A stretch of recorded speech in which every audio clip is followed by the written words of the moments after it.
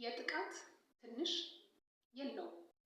በተለይ ደግሞ ብዙ ጊዜ የስነ ልቦና ጥቃት፣ የሞራል ጥቃት ሳይታዩ ልብ ሳይባሉ ከሚያልፉ የጥቃት አይነቶች አንደኞቹ ናቸው። ይቺ ሀገር ባጸደቀችው ሕግ አማካኝነት ምንም አይነት የጥቃት አዝማሚያን ስታይ አንዲት ሴት በሕግ አግባብ ጉዳዩን አስረድታ ፍትህ የምታገኝበትን ሲስተም የዘረጋች ስርዓትን የዘረጋች ሀገር ናት። ምንም አይነት የጥቃት አዝማሚያ ስነ ልቦናዊ ጥቃት ሊሆን ይችላል፣ የአካል ጥቃት ሊሆን ይችላል፣ የጾታ ጥቃት ሊሆን ይችላል።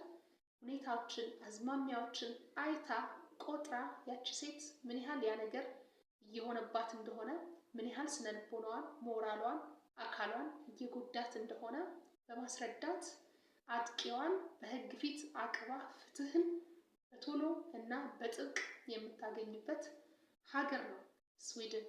ገነት እባላለሁ። በሙያዬ ሶሻል ሳይኮሎጂስት ነኝ። አብራችሁን ቆዩ። ለማህበረሰቡ የሚያስፈልጉ ነገሮችን በዚህ ሚዲያ አማካኝነት አጋራለሁኝ፣ ሼር አድርጋለሁኝ። በተለይ የዛሬውን ቪዲዮ በተመለከተ የህግ አካላት የምታዩት ከሆነ በደንብ ዲስከስ ብናደርግ በደንብ ደስ ይለኛል። መልካም ቆይታ ይሁንላችሁ። ሰብስክራይብ በማድረግ ጀምሩ። ይሄ ህግ በጣም ያስገረመኝ አንዲት ሴት ልጅ ወይም አንዲት ሴት በስነ ልቦና፣ በአካል፣ በጾታ ሊደርስባት ከሚችል ከከፋ ነገር አስቀድሞ ሊጠብቃት የሚችል አይነት ህግ መሆኑ ነው።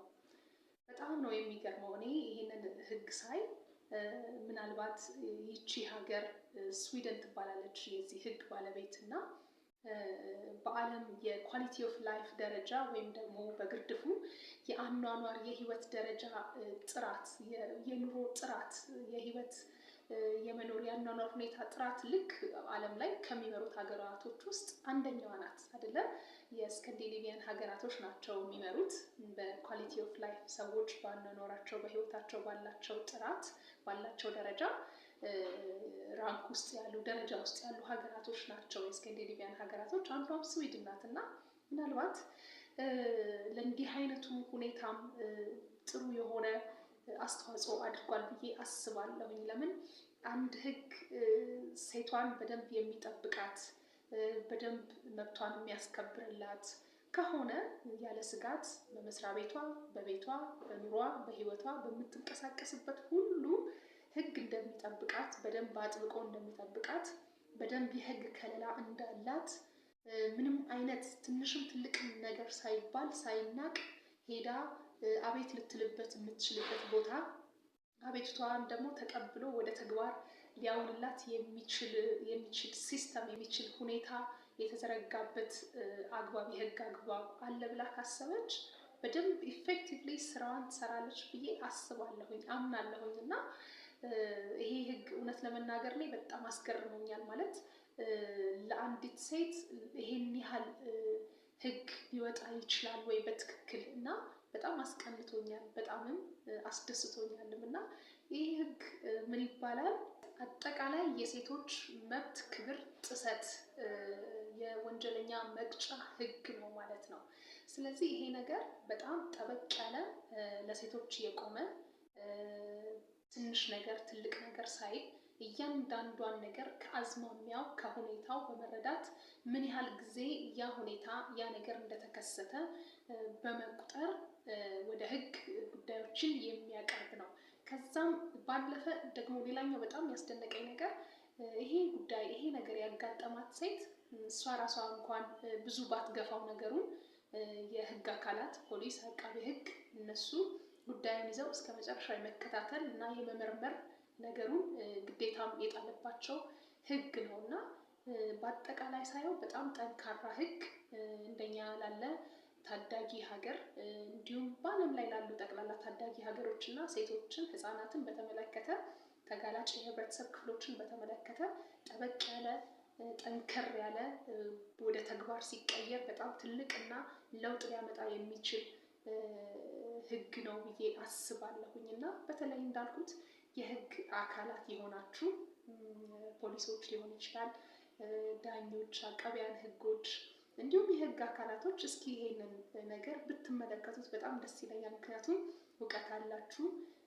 እንዴት ሊተረጎም እንደሚችል ከኛ ሀገር አውድ አኳያ በምን መልኩ ሊመጣ እንደሚችል ታውቃላችሁ፣ ትረዳላችሁ፣ ተምራችሁትማል። ስለዚህ በምን ሁኔታ ወደኛ ሀገር ሊመጣ እንደሚችል እስኪ ተመልከቱትና እንደው ብንነጋገርበት ብንወያይበት እጅግ በጣም ደስ ይለኛል። ሌሎችም እንዲሁ ስለ ሴቶችና ስለ ህፃናት መብቶች በጣም ብዙ የምትደክሙ የምትለፉ ሰዎች እንዳላችሁ አውቃለሁኝ። ስለዚህ በደንብ እስኪ ተመልከቱት። ሊንኩን አስቀምጣለሁ ከቪዲዮ ስር ማለት ነው፣ ዲስክሪፕሽን ላይ።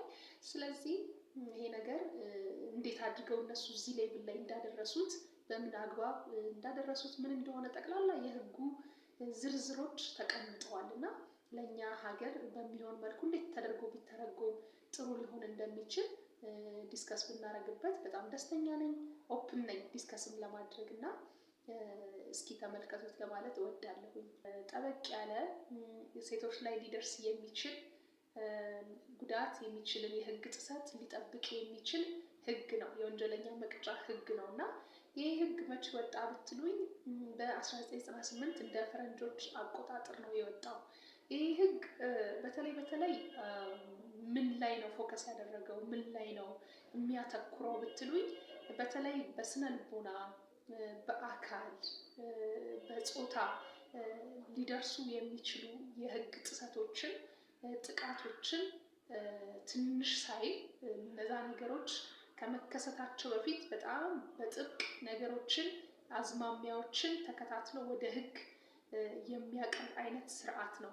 ለምሳሌ ብዙ ጊዜ ስናይ ከሰዎች ታሪኮች ስናይ ጥቃት ከደረሰባቸው ሰዎች ህይወት ስንማር የቅርባቸው የሚሉት ሰው ሊሆን ይችላል፣ የትዳር አጋራቸው ሊሆን ይችላል፣ የቅርብ ዘመድ ሊሆን ይችላል፣ ችግር የሚያመጣባቸው ጥቃት የሚያደርስባቸው። ስለዚህ እንደዚህ አይነት ጥቃቶች የስነ ልቦናዊ ጥቃት ሲጀምር አዝማሚያውን አይታ በምን ያህል ድግግሞሽ የተከሰተባት እንደሆነ ተመልክታ ማመልከት ትችላለች። እንዲሁም ደግሞ የአካልም እንዲሁ የአካል ጉዳት ላይ ከመድረሱ በፊት ለምሳሌ ድብደባ ሊሆን ይችላል፣ ለምሳሌ በሆነ ነገር መመታት ሊሆን ይችላል፣ ጥቃት እንዳጠቃላይ የአካል ጥቃት ደርሶባት ሊሆን ይችላል።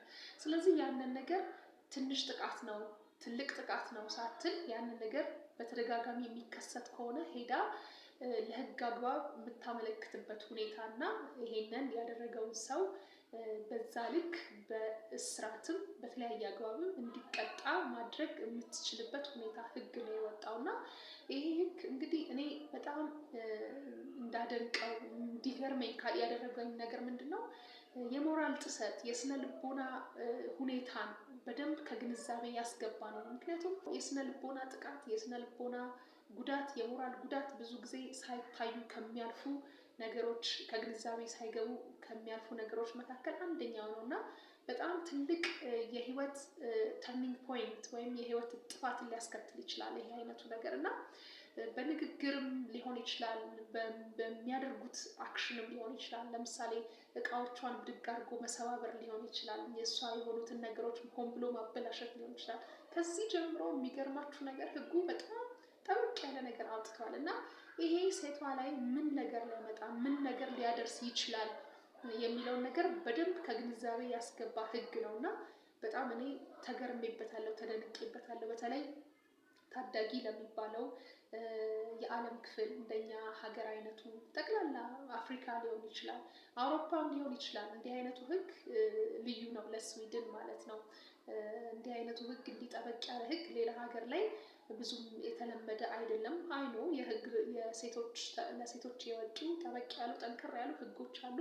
ይሄ ግን እንዳልኩት ሁኔታን አይቶ አዝማሚያን አይቶ የነገር አያያዝን አይቶ እንደገና ድግግሞሽን አይቶ ለምሳሌ ስድብ ከሆነ ምን ያህል ጊዜ በዚህ ሁኔታ እንደኖረች ሴቷ ከግንዛቤ የሚያስገባ የስነ ልቦና ጉዳት የሞራል ጥሰትም ከሆነ ምን ያህል ጊዜ ለእንደዚህ አይነት ነገር ተጋላጭ ሆነች ተብሎ ለህግ ጉዳዩ እንዲቀርብ የሚደረግበት አግባብ ነው እና በጣም በጣም የሚደንቅ ነው። ምክንያቱም ትልቁን ነገር ትሪት ልናደርግ ስናስብ፣ ትልቁን ነገር ልንከላከል ስናስብ መነሻ የሚሆኑትን ነገሮች ጡቦችን ማየት አለብን። ምክንያቱም ነገሮች መነሻ አላቸው። ያንን መነሻ የማድረግ ስራ ነው ይሄ ህግ የሚሰራው ማለት ነው።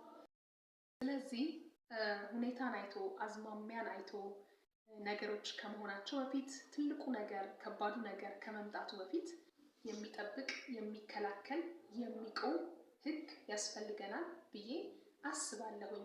እንደ አንድ ሴት በተለይ ተጋላጭ ለሆኑ የህብረተሰብ ክፍሎች ለሴቶችና ለህፃናት። እናንተስ ምን ትላላችሁ? ሀሳባችሁን አስተያየታችሁን ኮሜንት ሴክሽን ላይ ጻፉልኝ። ዲስከስ ለማድረግ ለመነጋገር በጣም ዝግጁ ነኝ። አብራችሁኝ ስለቆያችሁ አመሰግናለሁኝ። መልካም ቆይታ እንደነበራችሁ ተስፋ አደርጋለሁኝ። በዚህ ሚዲያ የማንዳስሰው የህይወት የስነ ልቦና የልምድ ሁኔታ አይኖርም። ሰብስክራይብ በማድረግ ይህን ቪዲዮ እንደጀመራችሁት ደግሞ ላይክ እና ሼር በማድረግ እንድትጨርሱት ከወዲሁ በትህትና ጠይቃለሁኝ። መልካም ጊዜ ይሆንላችሁ።